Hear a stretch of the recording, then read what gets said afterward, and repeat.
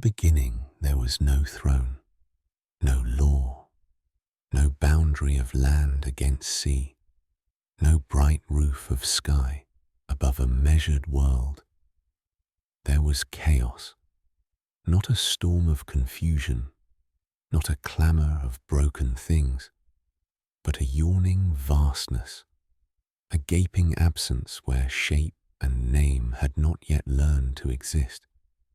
It was a hollow without horizon, a silence so complete it could not even be called stillness, because stillness requires something that might have moved.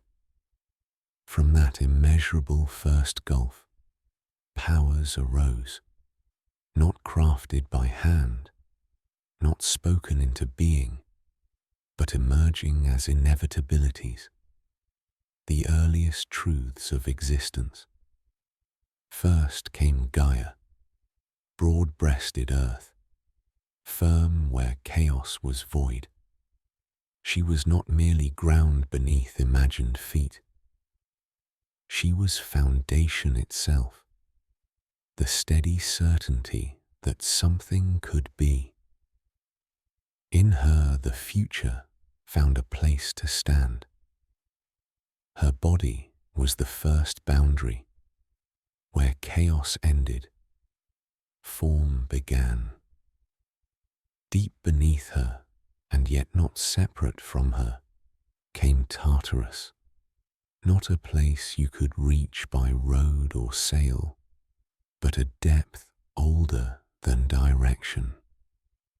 It was the underside of reality, a pit so far below even the unborn heavens that distance itself seemed to lose meaning. In Tartarus, the darkness was not simply the absence of light. It was the weight of the world before light had ever been conceived. And then there was Eros, not tender romance sung in later halls, but the primal urge that draws things together, the spark that turns solitary existence into union. Eros was the power that made creation prolific, that made the first beings more than isolated monuments. Without him, Gaia might have remained alone, a single continent in an endless emptiness. With him, the cosmos began to multiply. Thus, the first foundations were laid. The void, the earth, the abyss, and the binding force that calls life into relationship. Gaia, self-born and self-sufficient, was the first to shape what would come next. She did not wait for permission, for there was no authority to grant it. She brought forth Uranus, the sky, to cover her on every side, an immense dome, star-sown and all-encompassing, a glittering ceiling stretched over the newborn world. Uranus did not arrive as a gentle companion. He came vast, total, inexorable, an arching presence that pressed down upon Gaia's breadth and claimed the upper realm as his own. Yet from the union of earth and sky, the world became fertile, and the first great generation of divine beings stirred into existence. Gaia bore the Titans, mighty and immense, not yet the enemies they would become in songs of war, but the raw pillars of an early age. Each carried in them a force of the cosmos, a principle that would echo through ages. She bore Oceanus, the encircling river of the world, whose waters would one day girdle land like a serpent of endless current. She bore Chaos, keen of mind, a titan of inquiry and the deep axis of the heavens. She bore Creus, a power of constellations and the hidden bearings of the sky's movements. She bore Hyperion, the High One, whose line would blaze with solar splendor. She bore Iapetus, whose descendants would lean toward mortal struggle and the hard questions of fate. She bore Theia, radiant, and Rhea, the flowing, and Themis, law and custom, still unformed but already seeded in the divine marrow. She bore Mnemosyne, memory, silent but invincible, for what is remembered becomes immortal in a way even gods cannot fully command. She bore Phoebe, shining with prophetic light, and Tethys, mother of rivers and springs, and last among them she bore Cronos, youngest and most cunning, quiet at first, like a blade still in its sheath. But Gaia's womb did not only carry the Titans, she also bore the Cyclopes, the round-eyed smiths of thunderous craft, Brontes, Steropes, and Arges. In them was the wild ingenuity that would later arm a king of gods. Their strength was not only in muscle, but in creation, hammer and heat, invention and ruin. And she bore the Hecatoncheires, the 100-handers, Cottus, Briareus, and Gyges, beings so immense and terrible that language itself stumbles trying to hold them. Each had 50 heads and 100 arms. Each was like a moving fortress, like a living avalanche. They were not shaped for gentle order. They were the raw expression of boundless force. At first, the cosmos might have been expected to rejoice. Gaia had made the world populous with divine powers. Uranus had a lineage that could have secured a stable age. But Uranus looked upon some of his children and felt not pride, but fear.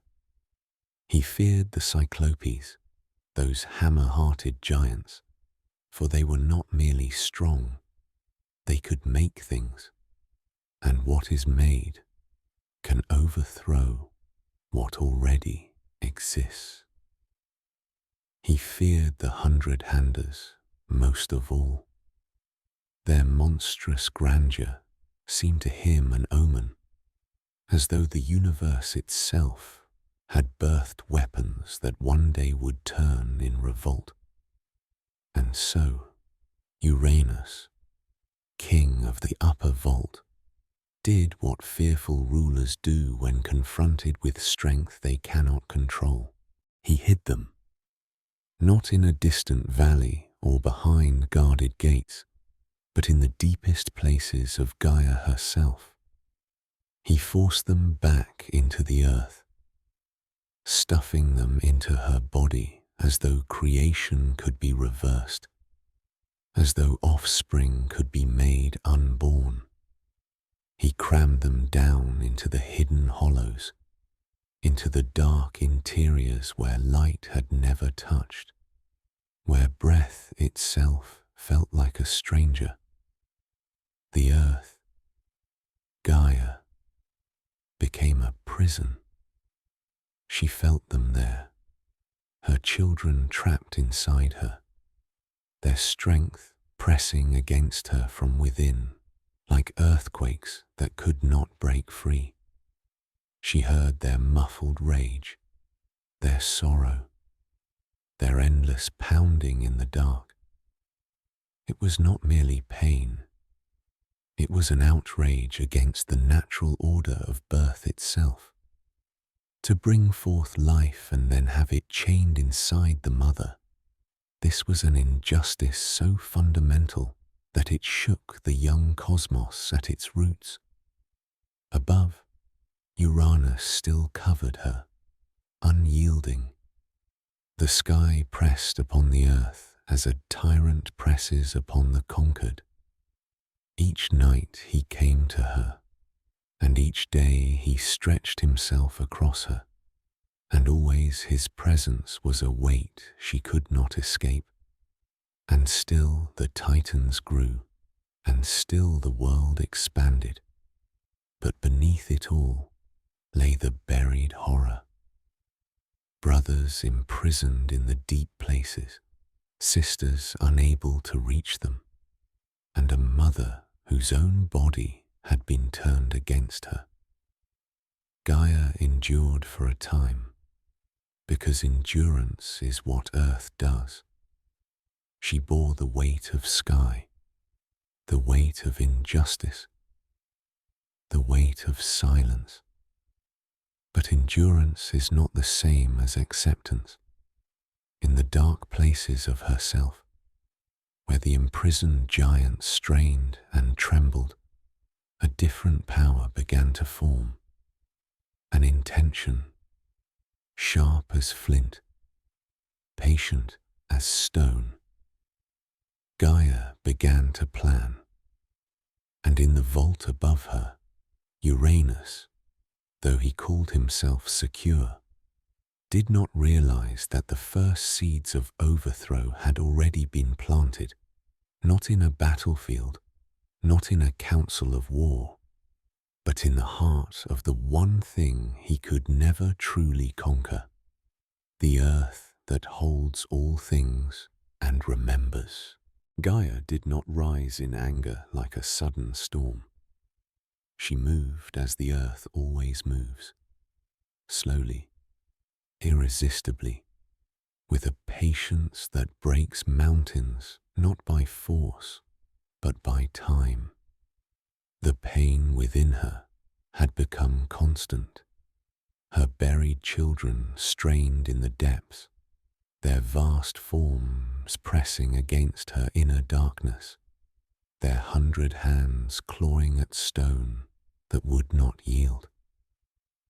Above her, Uranus remained ever present, stretched across her like an iron lid, unchanging, unquestioned, absolute. The world had order now, but it was an order built on fear. So Gaia shaped rebellion the only way she could, not with armies, but with intent given form. From her own substance, she fashioned a weapon, not a spear for open battle, not a hammer of thunder, but a sickle, curved, cold, and sharp.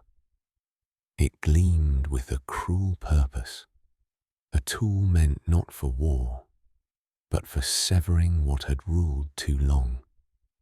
In its edge was finality, in its arc, inevitability.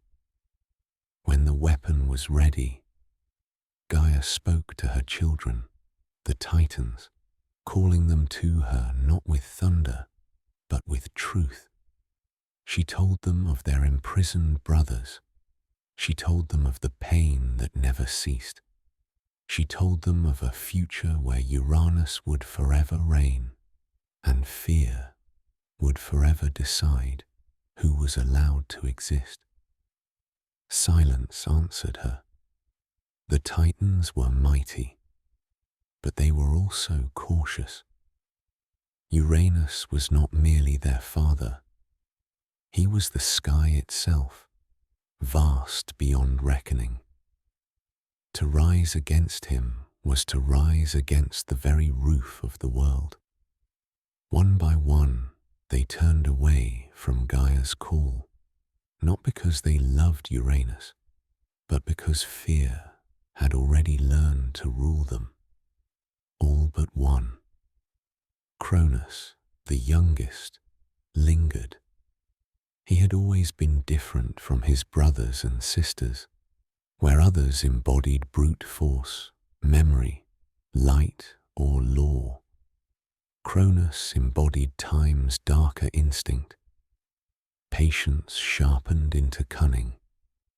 He had watched, had listened. He had learned that power does not always fall to the strongest, but often to the one who waits.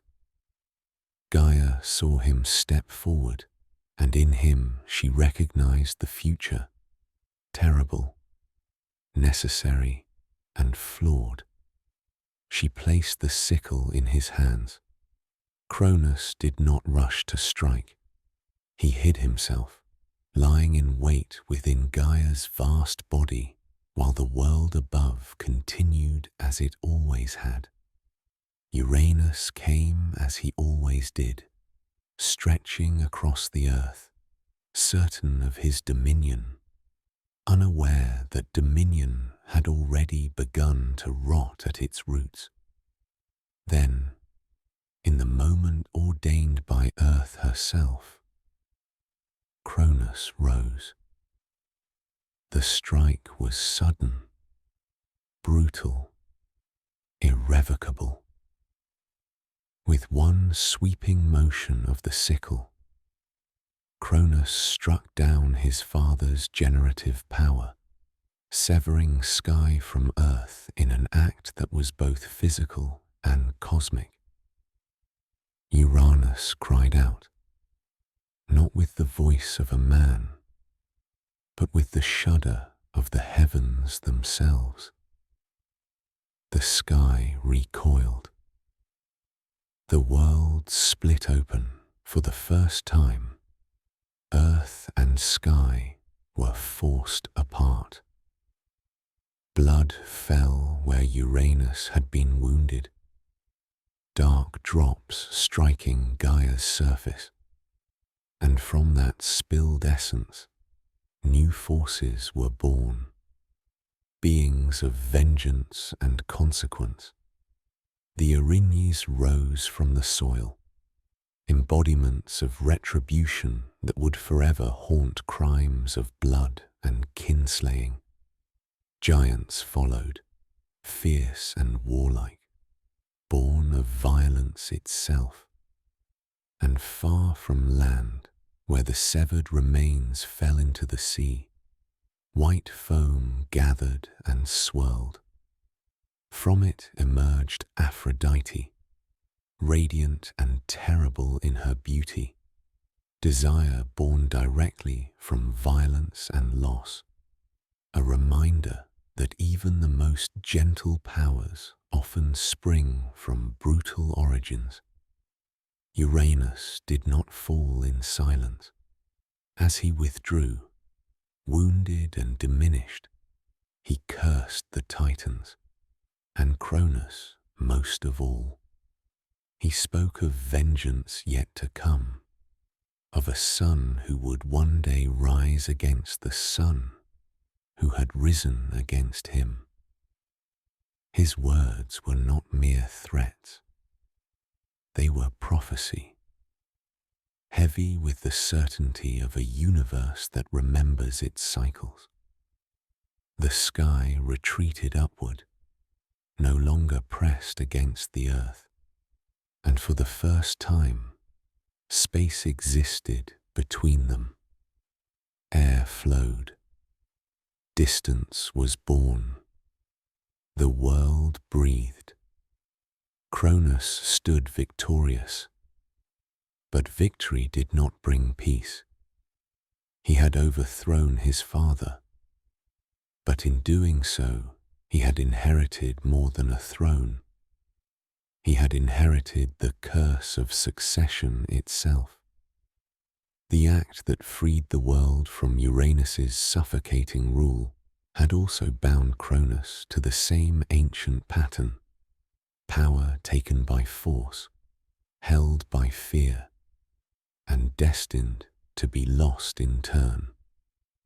Gaia had achieved what she needed. The sky no longer crushed the earth. Her imprisoned children still lay trapped, but the first barrier had been broken. The universe had learned a dangerous lesson, that even the oldest ruler could fall.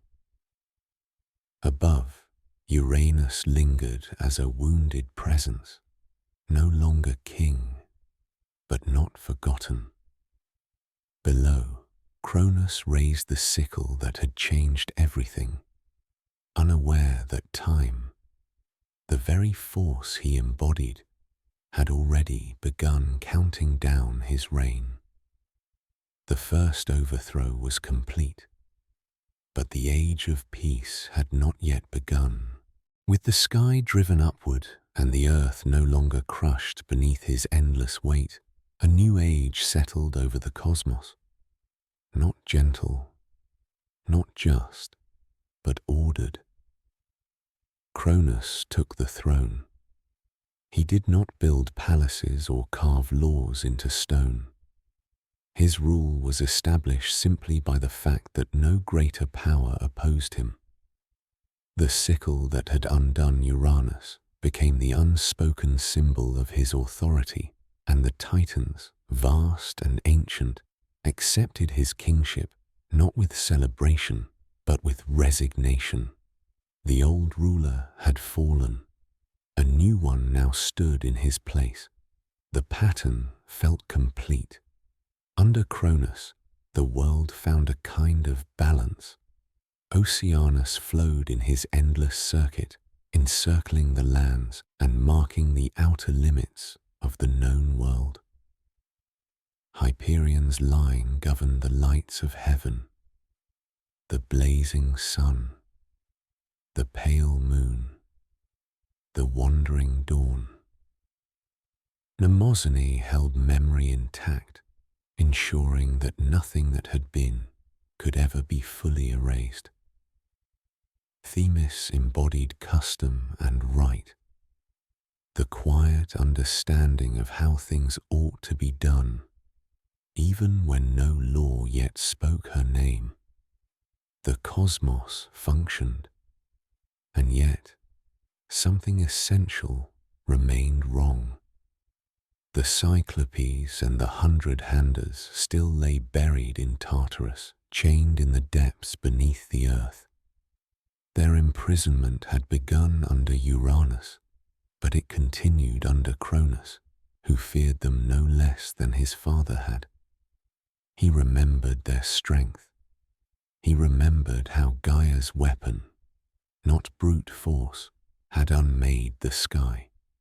He understood instinctively that beings who could forge thunder or hurl mountains were not allies a king could afford to trust. So he left them where they were. Tartarus became not merely a depth, but a warning, a reminder that even in this new age, power would be contained, not shared. Gaia watched. She had gained relief, but not justice. The sky no longer crushed her, yet her children still suffered in chains. The revolution she had begun had stopped halfway, and though the world now breathed more freely, it had not become kinder. Cronos ruled, and for a time his rule seemed secure.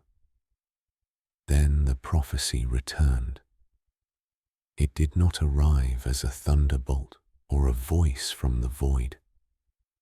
It lived in whispers, in memory, in the echo of Uranus's final curse. Cronos would not escape the fate he himself had fulfilled.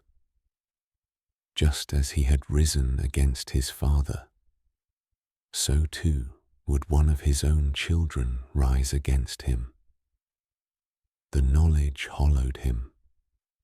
He did not speak of it, but it shaped everything he did. Power, he learned, was not something to be enjoyed. It was something to be defended. Trust became danger. Love became a weakness that could be exploited by fate itself. When Rhea bore him children, Cronos did not see heirs. He saw threats. One by one, the gods of the next generation were born, bright, powerful, full of potential that the cosmos itself seemed eager to nurture. And one by one, Cronos destroyed that potential in the only way he believed was safe. He swallowed them. Hestia vanished into him first, then Demeter, then Hera. Each birth was followed almost immediately by loss. Each child erased before their cry could echo through the world. Poseidon followed, then Hades. The throne remained secure, but at a terrible cost. Rhea endured what Gaia once had. The agony of creation turned against itself. She watched her children vanish into their father, not slain, but entombed within him, alive, yet powerless. The world outside remained calm, but within her grief deepened into resolve. Cronos believed himself clever. He believed that by devouring his offspring, he could outpace fate, swallowing the future before it could rise against him. But fate is not undone by fear. It waits. And as Cronos ruled over a cosmos that appeared stable and eternal, the seeds of his undoing were already being prepared, not in open rebellion, not in battle, but in the quiet endurance of earth, in the sorrow of a mother, and in the certainty that no reign built on terror can ever truly escape time. The age of the Titans stood tall, but it stood on borrowed ground. The throne of Cronos stood firm, yet beneath its stillness ran a current of dread. Each time Rhea felt life stir within her, hope rose, fragile, trembling, almost fearful of itself. And each time that hope was crushed beneath the same unchanging ritual. Birth, a single cry, and then the open mouth of a god who ruled not by justice, but by terror of tomorrow. Cronos did not rage when his children were born. He did not hesitate. His face showed no fury, no triumph, only grim necessity. To him, this was not cruelty, but strategy. The prophecy was a wound that would not close, and every child was a blade aimed at his back. By swallowing them, he believed he could lock the future inside himself, freeze time at the moment of his victory. So Hestia vanished into darkness, followed by Demeter, Hera, Hades, and Poseidon.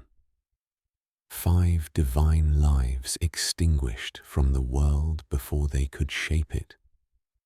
The cosmos did not scream. The sky did not split. Tyranny rarely announces itself with thunder. More often it settles quietly, becoming routine. Rhea's grief deepened with each loss. She did not forget, as Mnemosyne would never allow forgetting, but neither could she act. Cronos was king of gods. His strength was unquestioned. His rule, for all its brutality, had no rival. At first, Rhea wept alone, But sorrow, like pressure within the earth, does not remain passive forever. She turned to Gaia. The earth had seen this pattern before. She had felt the weight of a ruler who feared his own children. She had endured the long silence before rebellion was possible. When Rhea came to her, heavy with child and despair, Gaia did not need to be persuaded. Together, they planned, not to overthrow Cronos by force, not yet, but to deny him the final act that secured his reign. When the time came for Rhea's next child to be born, she did not remain beneath Cronos's watchful gaze. She travelled far from his halls, crossing land and sea until she reached the island of Crete, rugged and wild, a place where secrecy could survive. There, away from the devouring shadow of the Titan king, Rhea gave birth. The child was Zeus. He did not arrive with lightning in his hands or prophecy ringing in the air. He was small, vulnerable, no different in form from the siblings who had come before him. Yet the world seemed to hold its breath.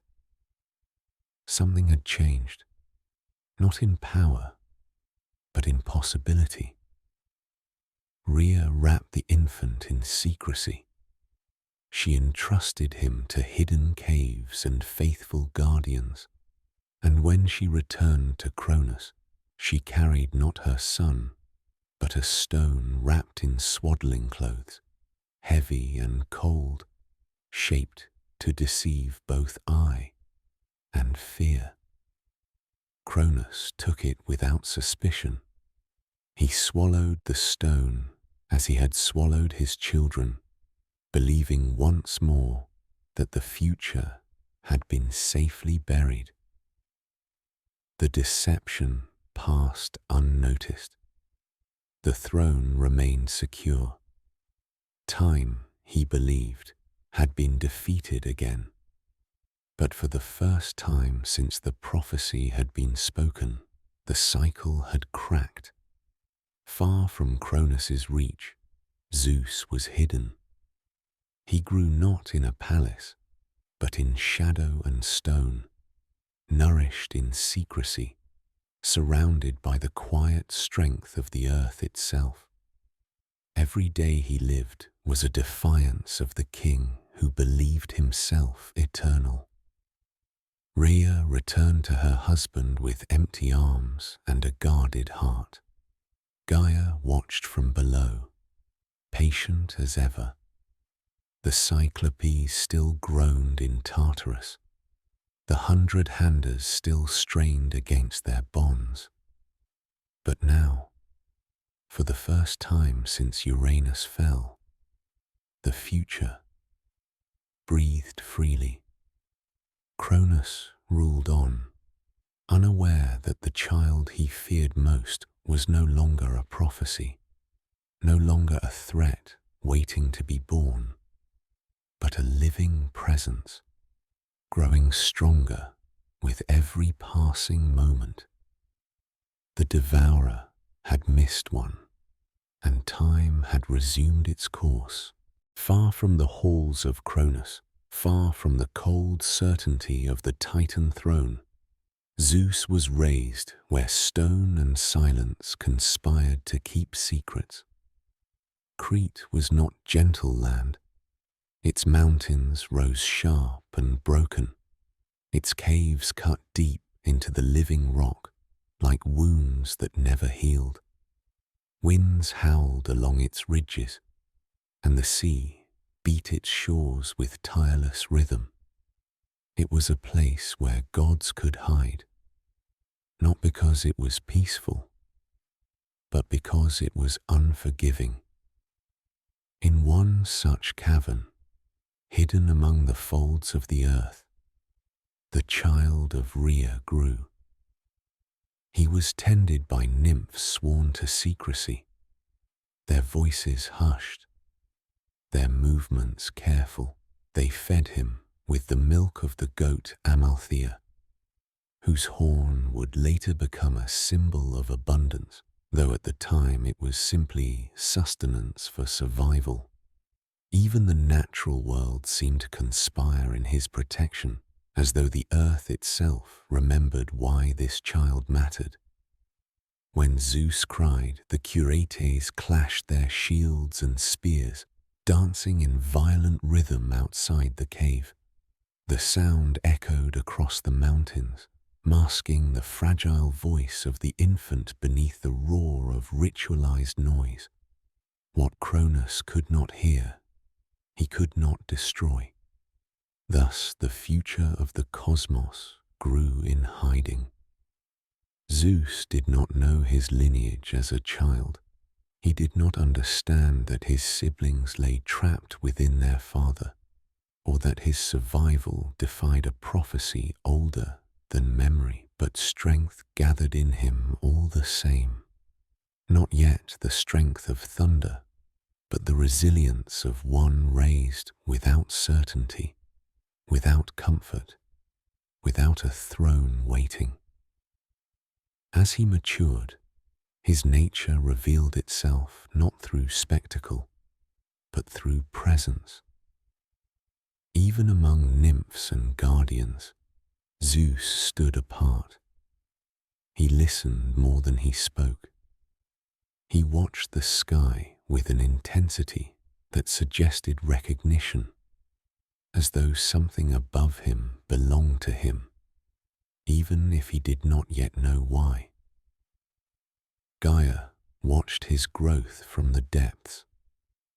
Rhea returned when she could, offering guidance without revealing too much, careful not to awaken fate before its hour. The deception held. Cronos remained ignorant, secure in the belief that time itself had bent to his will. But deception, once begun, demands completion. Zeus reached maturity not in a single moment, but through a quiet accumulation of strength. His body grew powerful, hardened by stone floors and mountain air. His mind sharpened, shaped by the knowledge that survival required caution and patience. He learned that power used too early is power wasted. When the time was right, the truth was revealed to him. He learned of Uranus cast down by his own son. He learned of the prophecy that haunted Cronos.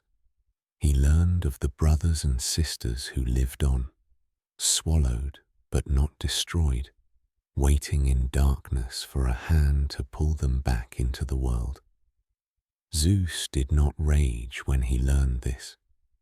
Rage would come later. First came resolve. He knew that overthrowing Cronos would not be a single act of violence.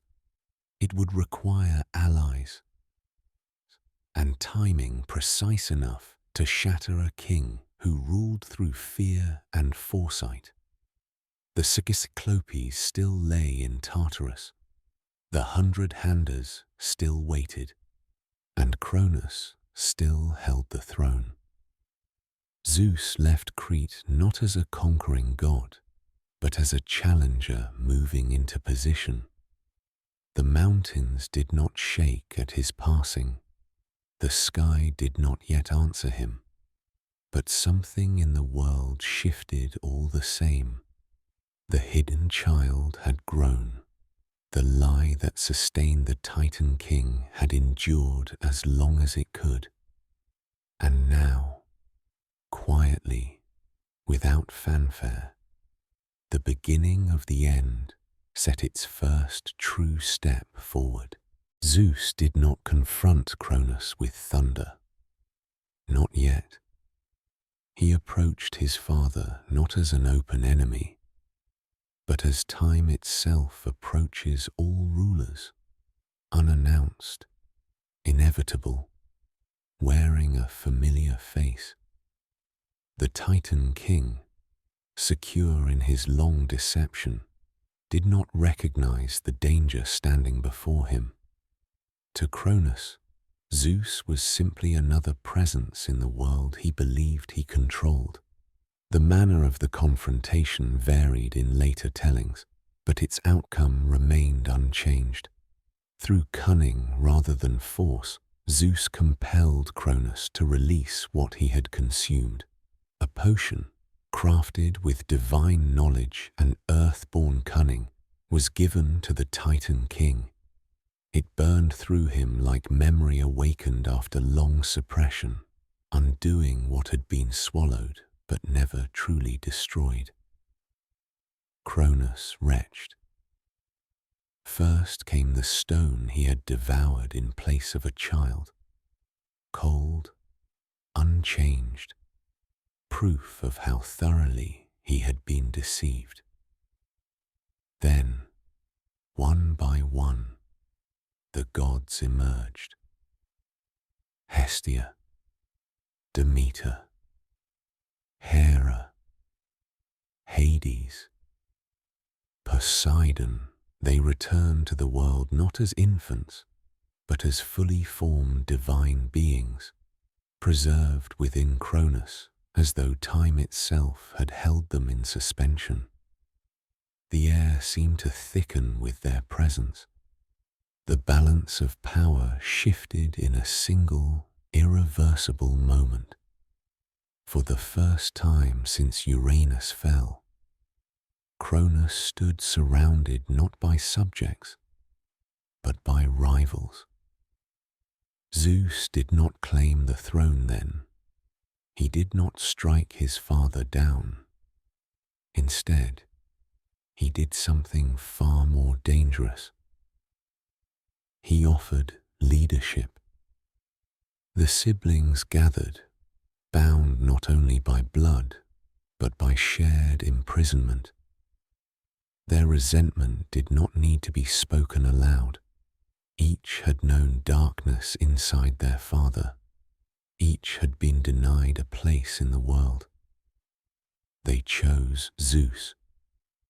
Not because he was the strongest, yet, but because he was the only one who had escaped, the only one who had outwitted the Devourer.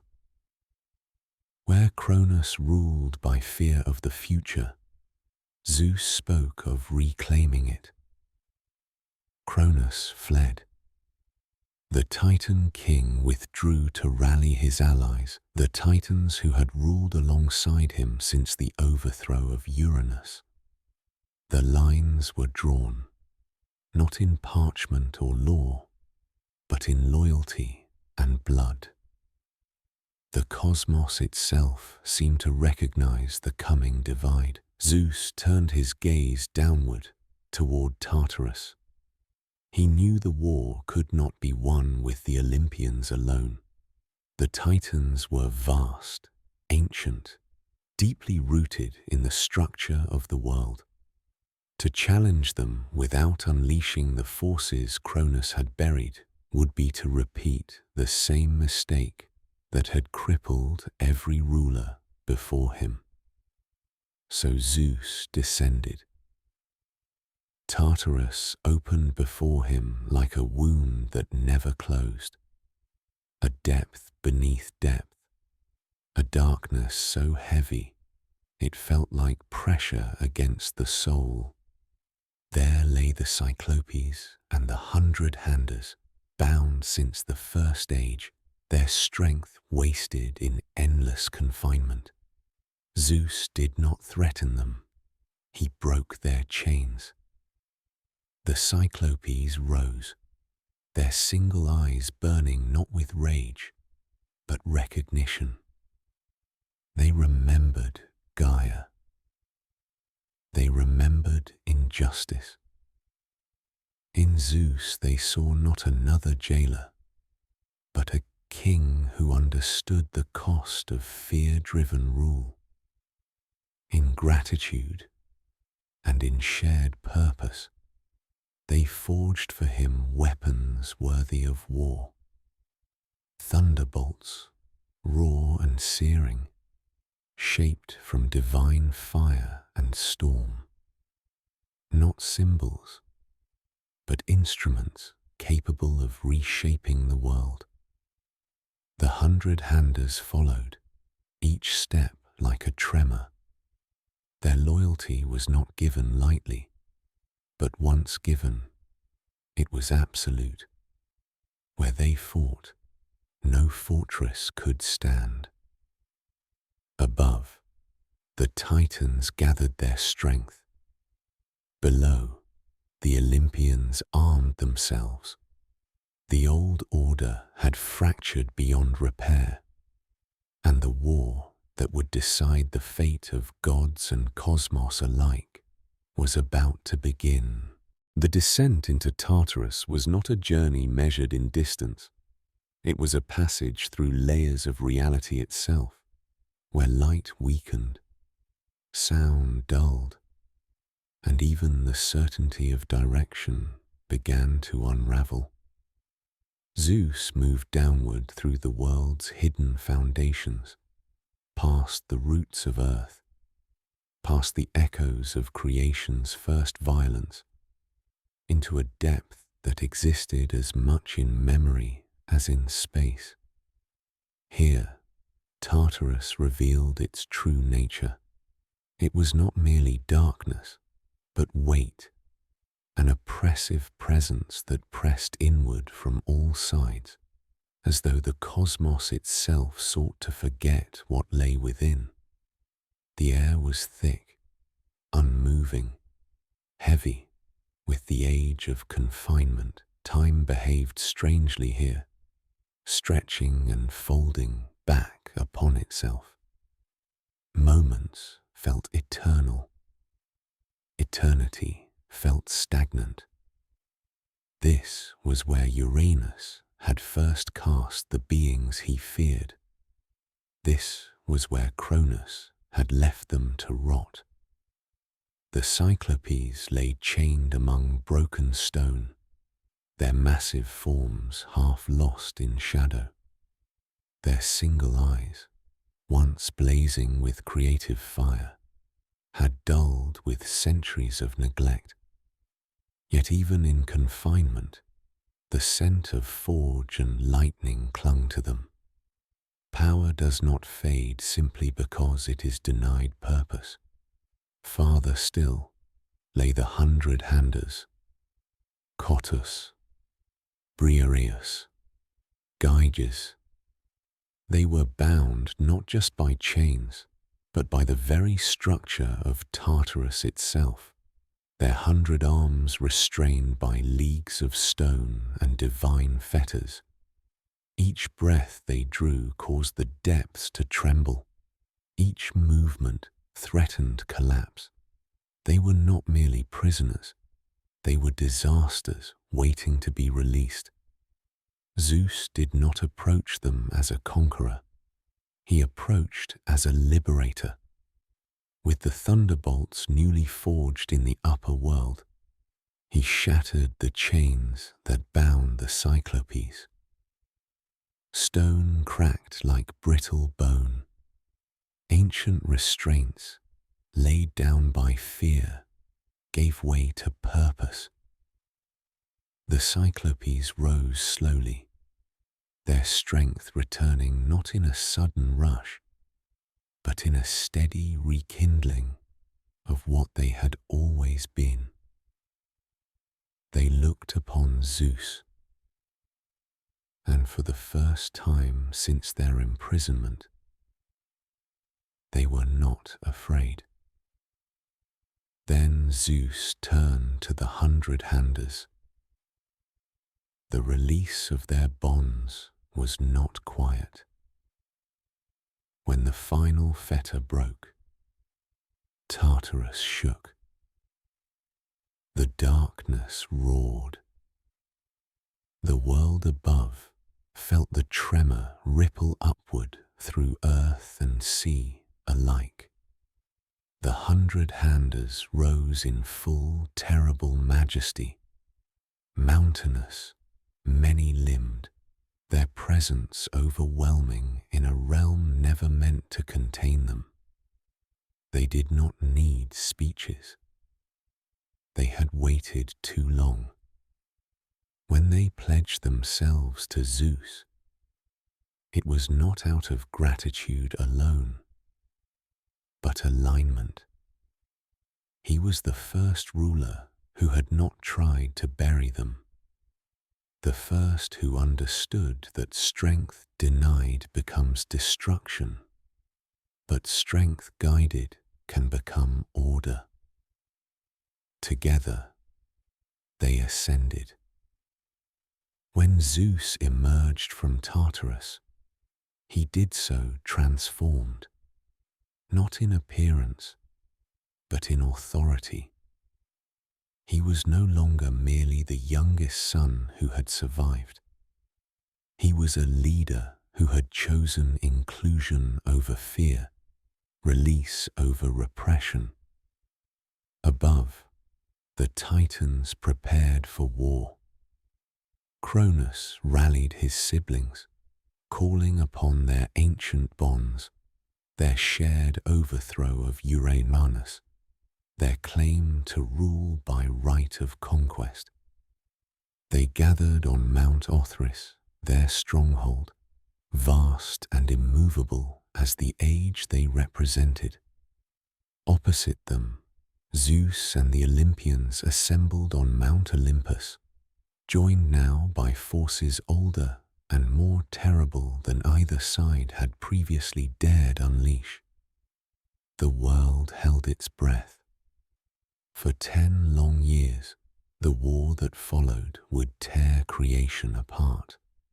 But now, with Tartarus emptied of its greatest captives, the final conditions had been set. The prison had become an arsenal, and the age of silence was over.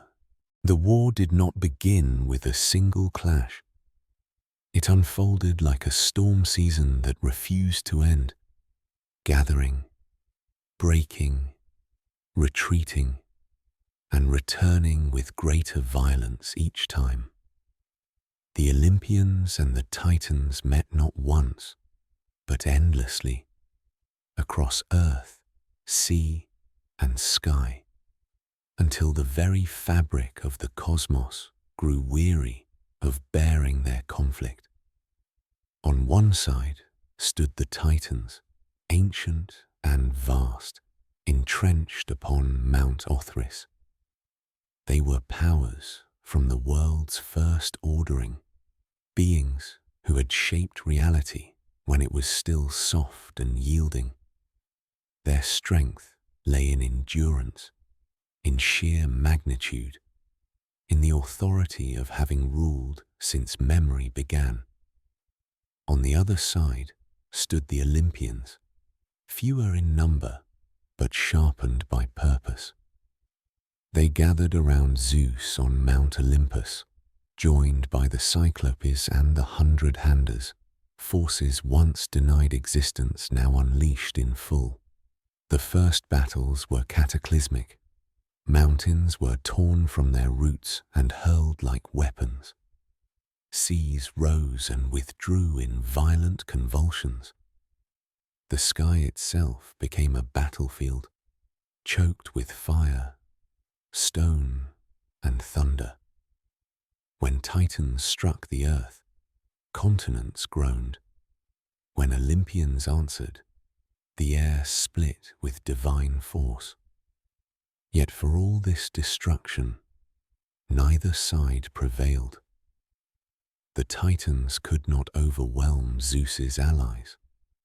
The Olympians could not break the Titans' ancient resilience. Each victory was answered by a defeat. Each advance was met with retreat. The war spread across the world, leaving scars that would never fully heal. Years passed. Mortals did not yet exist to measure time. but even the gods felt its weight. The conflict settled into grim rhythm, assault, withdrawal, regrouping. Power alone proved insufficient. Strategy mattered. Alliances mattered. Endurance mattered most of all. Cronos fought not as a reckless tyrant, but as a seasoned ruler. He knew the cost of open confrontation. He sought to wear Zeus down, to let the younger gods exhaust themselves against the immovable mass of the old order. His brothers stood with him, embodiments of a world that resisted change simply by continuing to exist. Zeus learned. Each year of war refined him. He learned when to unleash force and when to withhold it. He learned that leadership was not domination, but coordination. That victory depended not on his thunder alone, but on how he wielded every ally at his side. The Cyclopes forged endlessly, repairing weapons shattered by divine blows.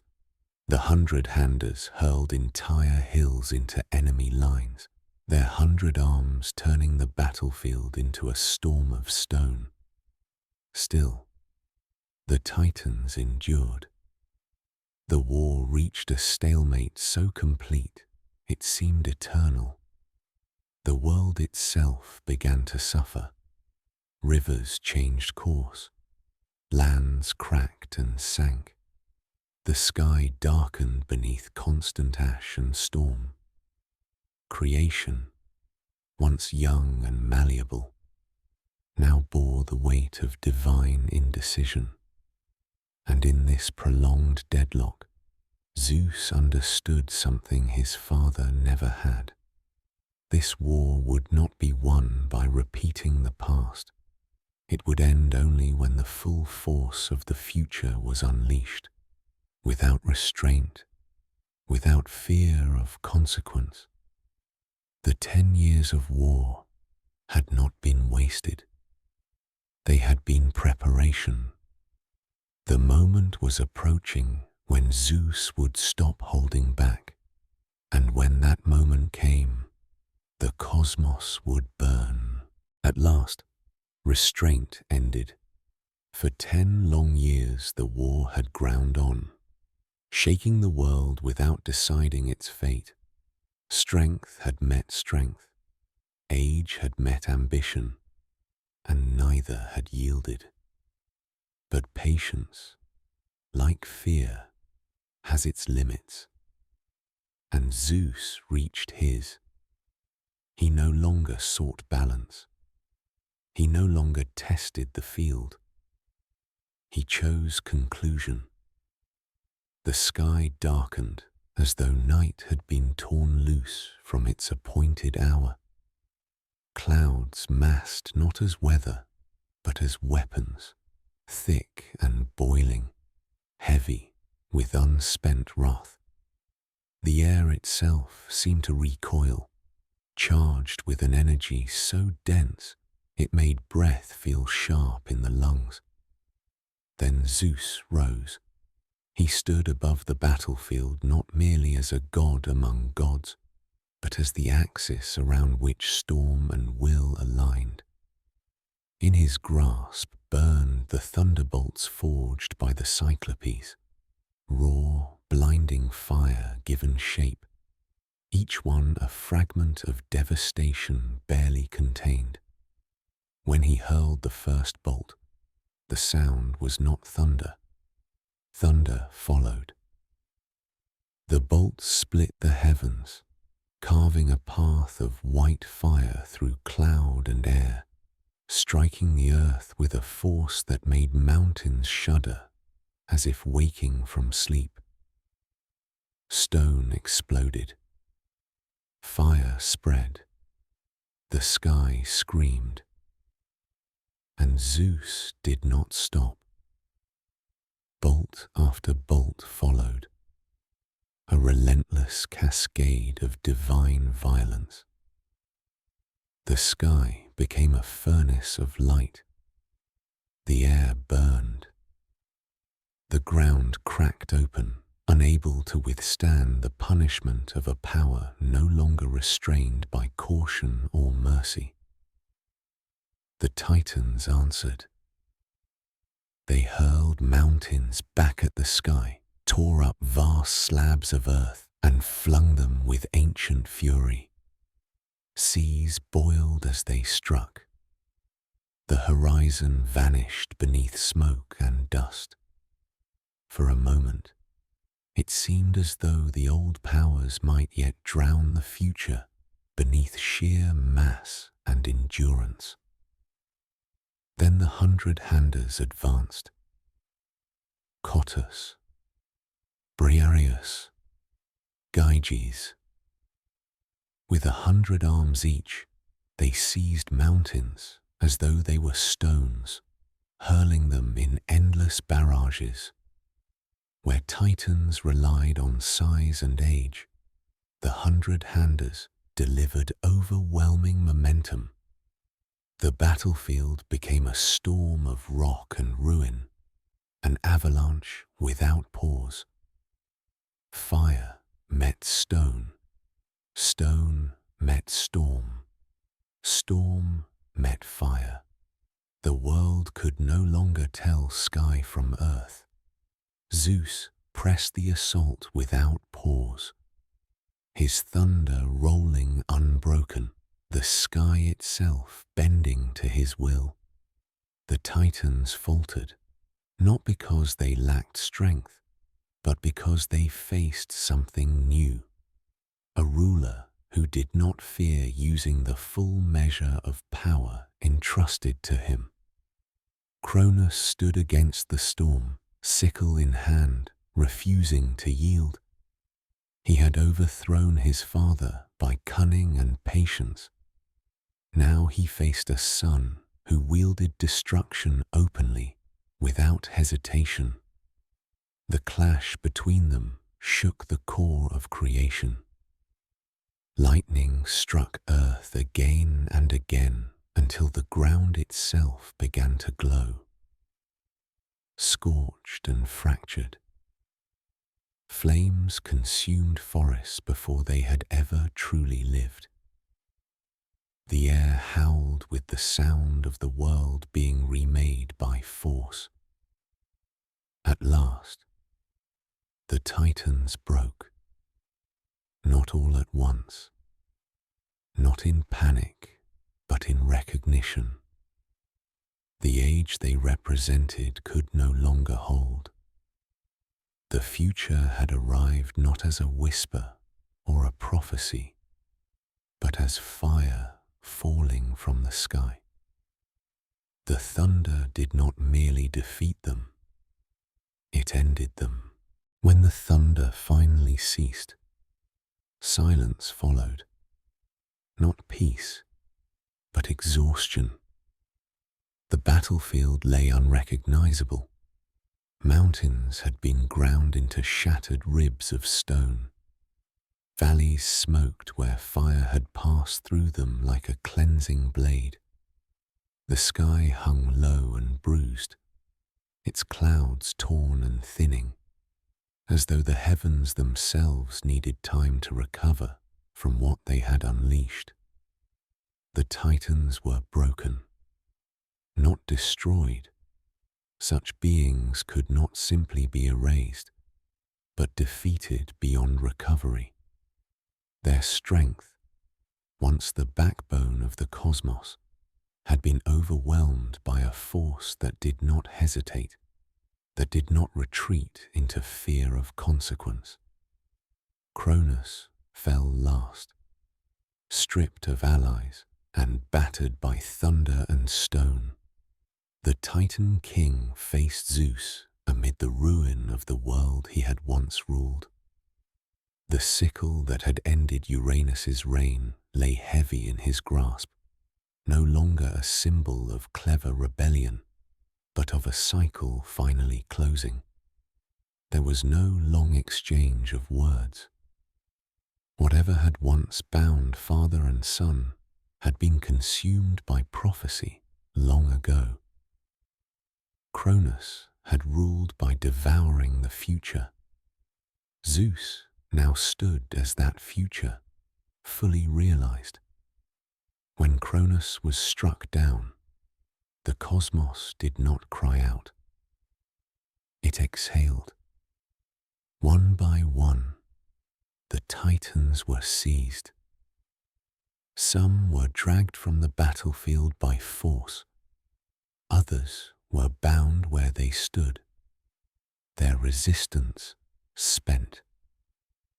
The 100-handers moved among them like living engines of confinement, their countless arms restraining beings who had once shaped reality itself. They were cast into Tartarus.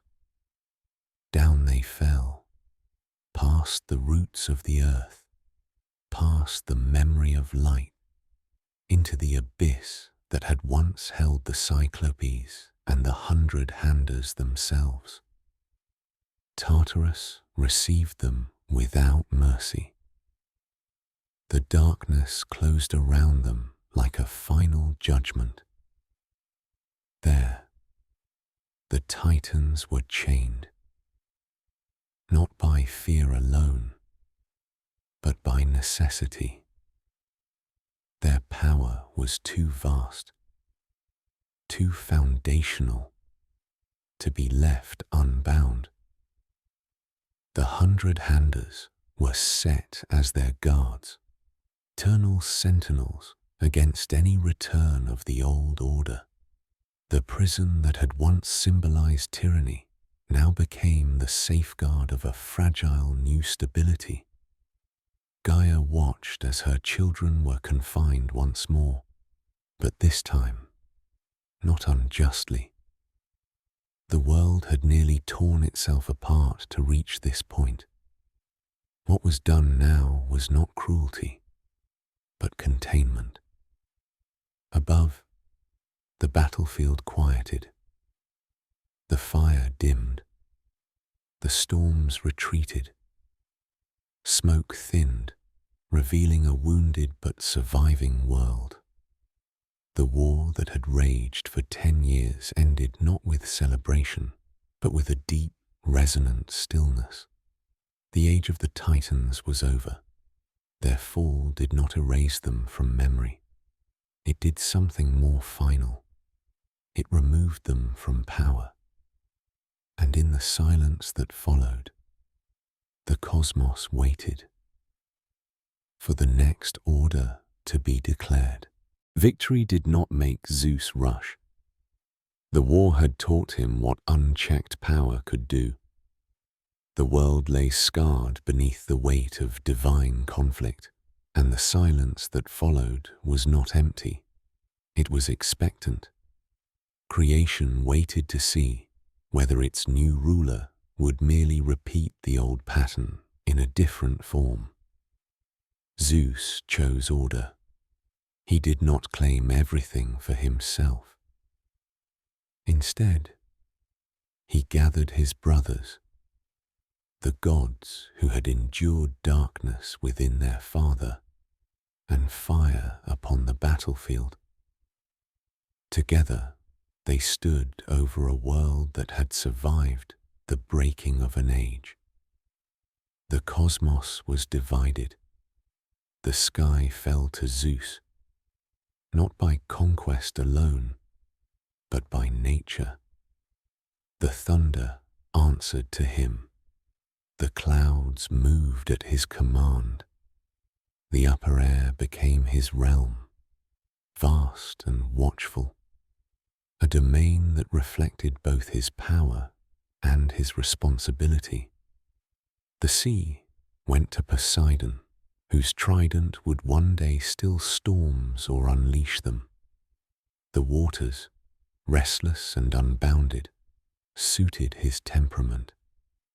Beneath his rule, the oceans found both fury and rhythm. The underworld was given to Hades, not as punishment, but as duty. The depths beneath the earth required a ruler who understood confinement and endurance. Hades accepted without protest, becoming lord of the unseen, guardian of boundaries mortals would one day fear but rely upon.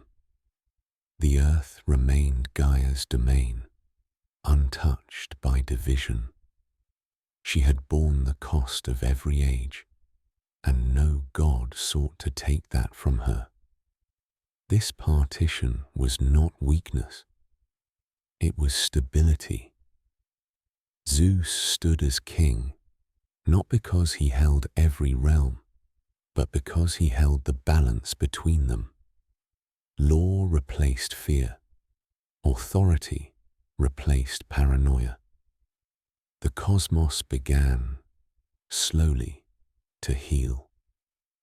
The Olympians took their places, establishing a new hierarchy, not frozen, not final, but functional. The Titans lay bound in Tartarus, but they were not destroyed.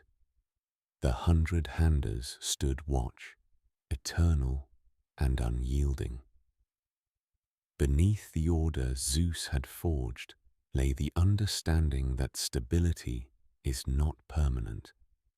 It is maintained. The sky cleared. The world, battered and reshaped, endured. And for the first time since chaos first yawned open, the cosmos was ruled not by fear of succession, but by acceptance of it. The Age of Zeus had begun. The world did not end with the fall of the Titans. It endured. Beneath the restored sky and over the scarred earth, a new order settled into place. Not flawless, not eternal, but alive. Storms returned to their courses. Seas found their tides. The land, though broken in places, began the long work of remembering how to grow. Zeus ruled from the heights, not as a distant presence pressed against the world, but as a watchful force above it. The sky was no longer a suffocating weight, as it had been under Uranus, nor a ceiling of fear, as it had been under Cronos. It became a realm of movement and judgment, of gathering clouds and clearing horizons. Thunder still answered Zeus's call, but it no longer fell without purpose. The Olympian order held. Each god ruled within bounds, their powers defined not only by strength, but by responsibility. Disputes arose, as they always would among immortals, yet they were no longer settled by imprisonment in darkness or by devouring what threatened the throne. Authority now flowed through recognition, alliance, and law. Deep below, Tartarus remained sealed. The Titans lay bound, their power contained, their age concluded, but not forgotten. The 100-handers stood guard, unmoving, reminders of what the world had unleashed to survive itself. Their presence was not cruelty, it was memory, made vigilant. Gaia rested, as much as earth ever can. She had endured sky, Titan and Olympian alike. She had shaped rebellion, suffered consequence, and borne witness to the long arc of power. The world stood upon her still, and she remembered every age layered within her depths. Zeus understood this.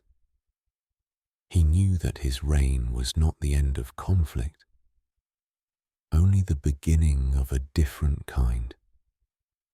Monsters would rise, challenges would come, even fate itself would test the limits of his authority.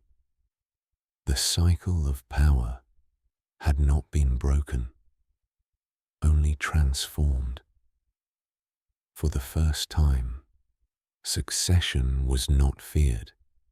The future was not swallowed. It was allowed to approach.